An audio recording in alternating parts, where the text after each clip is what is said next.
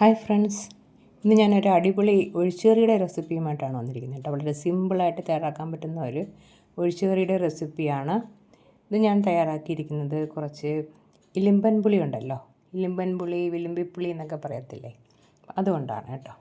അതിനായിട്ട് ഞാനൊരു 12 ഇലിമ്പൻ പുളി എടുത്തിട്ടുണ്ട്. ഇച്ചിരി വലിയ പുളിയാണ്. അതിൻ്റെ സൈഡ് ഒന്ന് കട്ട് ചെയ്ത് കഴുകി വൃത്തിയാക്കി വെച്ചിട്ടുണ്ട്. ഇനി നമുക്കിതിനെ ഒന്ന് ചെറുതായിട്ട് അരിഞ്ഞെടുക്കണം. ഇതിൻ്റെ അരപ്പെന്ന് പറയുന്നത് ഒരു മുറി തേങ്ങ, ഒരു 1/2 ടീസ്പൂൺ മഞ്ഞൾപ്പൊടി, 1/2 ടീസ്പൂൺ ജീരകം, ഒരു 4-5 അല്ലി വെളുത്തുള്ളി, ഒരു 5 പച്ചമുളക്, 3-4 അല്ലി ചുവന്നുള്ളി. ഇത് നന്നായിട്ടൊന്ന് അരച്ചെടുക്കണം. നമ്മുടെ ഇരുമ്പ് പുളിയൊക്കെ റൗണ്ടിൽ ഞാനിങ്ങനെ അരിഞ്ഞെടുത്തിട്ടുണ്ട്. ഇനി ഇതിലേക്ക് ആവശ്യത്തിനുള്ള ഉപ്പും ഒരു 1/2 ടീസ്പൂൺ മഞ്ഞൾപ്പൊടിയും കൂടെ ചേർത്തതിന് ശേഷം ഇത് വേകാൻ ആവശ്യമായിട്ടുള്ള വെള്ളം കൂടി ഒഴിച്ചു കൊടുക്കുക. കുറച്ച് വെള്ളം ഒഴിച്ചു കൊടുത്താൽ മതി, പെട്ടെന്ന് വേവും.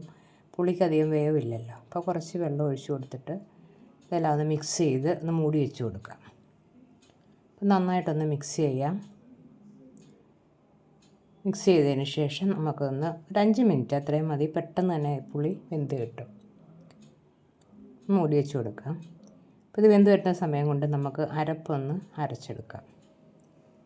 ഇപ്പോൾ ഒരു 5 മിനിറ്റ് കഴിഞ്ഞിട്ടുണ്ട്. പുളിയൊക്കെ വെന്ത് വന്നിട്ടുണ്ട്. ഇത് കണ്ടാലറിയാലോ, എൻ്റെ കളറൊക്കെ ഒന്ന് മാറി മഞ്ഞ നിറമായി തീർന്നിട്ടുണ്ട്. ഇതിലേക്ക് നമുക്ക് അരച്ച് വെച്ചിരിക്കുന്ന അരപ്പ് ചേർത്ത് കൊടുക്കാം. വളരെ സിമ്പിളാണ്, എന്നാൽ ഭയങ്കര ടേസ്റ്റാണ് കേട്ടോ ഈ കറിക്ക് ഇങ്ങനെ ഉണ്ടാക്കുന്നത്. ഇനി ഇത് കുറച്ച് അരപ്പ് വെള്ളവും കൂടെ ചേർത്ത് ഒന്ന് മിക്സ് ചെയ്യാം. മിക്സ് ചെയ്തതിന് ശേഷം നമുക്കിതിൻ്റെ ഉപ്പും പുളിയൊക്കെ ഒന്ന് നോക്കണം. അപ്പോൾ നന്നായിട്ടൊന്ന് മിക്സ് ചെയ്തതിന് ശേഷം ഇതിൻ്റെ ഉപ്പ് പുളിയൊക്കെ ഒന്ന് നോക്കാം. ഉപ്പ് നോക്കിയപ്പോൾ അല്പം ഉപ്പ് കുറവായിട്ട് എനിക്ക് തോന്നി. അങ്ങനെ കുറച്ച് ഉപ്പ് കൂടി ചേർത്ത് കൊടുത്തിട്ടുണ്ട്. എന്നിട്ട് ഒന്നും കൂടെ ഒന്ന് മിക്സ് ചെയ്ത് ഇനി ഇതിനെ ഒന്ന് ചെറുതായിട്ടൊന്ന് തിളപ്പിച്ചെടുക്കണം. ആ അരപ്പിൻ്റെ പച്ചമണമൊക്കെ ഒന്ന് മാറണം. നമുക്കൊന്ന് ഇളക്കി കൊടുത്ത് തിളപ്പിച്ചെടുക്കാം. ഇപ്പോൾ കുറച്ച് കറിവേപ്പിലയും കൂടി ഇട്ട് കൊടുത്തിട്ടുണ്ട്. അപ്പോൾ കറി ഒന്ന് തിളച്ച് വരട്ടെ. ഇളക്കി കൊടുത്തുകൊണ്ടിരിക്കണം കേട്ടോ, അല്ലെങ്കിൽ ഇത് പിരിഞ്ഞതുപോലെ ആവും. അപ്പോൾ ഇളക്കി നമുക്കിതിനെ ഒന്ന് തിളപ്പിച്ചെടുക്കാം. ഒരു ചെറിയ തിള വരുമ്പോൾ നമുക്ക് സ്റ്റൗ ഓഫ് ചെയ്ത് കൊടുക്കാം. ഇപ്പോൾ തിളയൊക്കെ വന്നിട്ടുണ്ട്. സ്റ്റൗ ഞാൻ ഓഫ് ചെയ്ത് കൊടുത്തു. ഇനി നമുക്കിതിനെ ഇളക്കി കൊടുത്തതിന് ശേഷം ഇനി ഇതിലേക്ക് നമുക്ക് കുറച്ച് വറുത്തിടാനുണ്ട് കേട്ടോ. അപ്പോൾ അതിനായിട്ടൊരു ചെറിയ പാൻ വെച്ചിട്ടുണ്ട്. അതിലേക്ക് കുറച്ച് വെളിച്ചെണ്ണ ഒഴിച്ചു കൊടുക്കാം. വെളിച്ചെണ്ണ ഒന്ന് ചൂടായി വരുന്ന സമയത്ത് 1 ടീസ്പൂൺ കടുക് ഇട്ട് കൊടുക്കാം.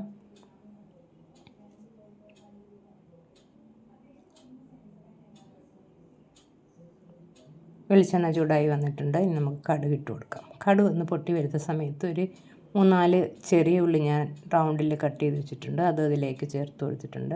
ഇനി ഉള്ളി ഒന്ന് മൂത്ത് വരണം. ഉള്ളിയുടെ നിറമൊക്കെ ഒന്ന് മാറി വരുന്നത് വരെ ഒന്ന് ഇളക്കി കൊടുക്കാം. ഉള്ളി ഒന്ന് മൂത്ത് വരുന്ന സമയത്ത് ഒരു 3-4 ഉണക്കമുളക് ഉണ്ടല്ലോ, ഞാനിവിടെ ഗുണ്ടുമുളകാണ് ചേർക്കുന്നത്, ഉണ്ടമുളക്. അതൊരു 3-4 ചേർത്ത് കൊടുക്കാം. ഉള്ളി ഒന്നും കൂടെ ഒന്ന് മൂത്ത് വരട്ടെ. അതിൻ്റെ നിറമൊക്കെ ഒന്ന് മാറി ബ്രൗൺ കളറാകുമ്പോൾ നമുക്ക് മുളക് ചേർത്ത് കൊടുക്കാം. ഉള്ളിയുടെ നിറമൊക്കെ ഒന്ന് മാറി വന്നിട്ടുണ്ട്. ഈ സമയം നമുക്ക് മുളക് ചേർത്ത് കൊടുക്കാം. മുളക് ചേർത്ത് മുളകിൻ്റെയും ആ നിറമൊക്കെ ഒന്ന് മാറി ഒന്ന് മൂത്ത് വരുന്ന സമയത്ത് കുറച്ച് കറിവേപ്പില കൂടി ചേർത്ത് കൊടുക്കുക. ഇത്രയും മതി. ഈ സമയം വേണമെങ്കിൽ കുറച്ച് മുളക് പൊടി ചേർത്ത് കൊടുക്കാം. ഞാനിവിടെ ചേർക്കുന്നില്ല, ഇത് മതി എന്ന് വിചാരിച്ചു. എരിവ് ഇത്രയും മതി.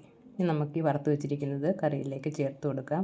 അതിനുശേഷം നമുക്കിതൊന്ന് മൂടി വെക്കാം. ഒരു 5 മിനിറ്റ് മൂടി വെച്ചതിന് ശേഷം മാത്രം ഇത് വിളമ്പണം കേട്ടോ. അടിപൊളി ടേസ്റ്റിലുള്ളൊരു കറിയാണ്. അപ്പോൾ എല്ലാവരും ഒന്ന് ട്രൈ ചെയ്ത് നോക്കുക. ഇഷ്ടപ്പെടുന്നെങ്കിൽ ലൈക്ക് ചെയ്യുകയും ഷെയർ ചെയ്യുകയും കമൻറ്റ് ചെയ്യുകയും ചാനൽ സബ്സ്ക്രൈബ് ചെയ്യുകയും ചെയ്യുക. Okay, thank you.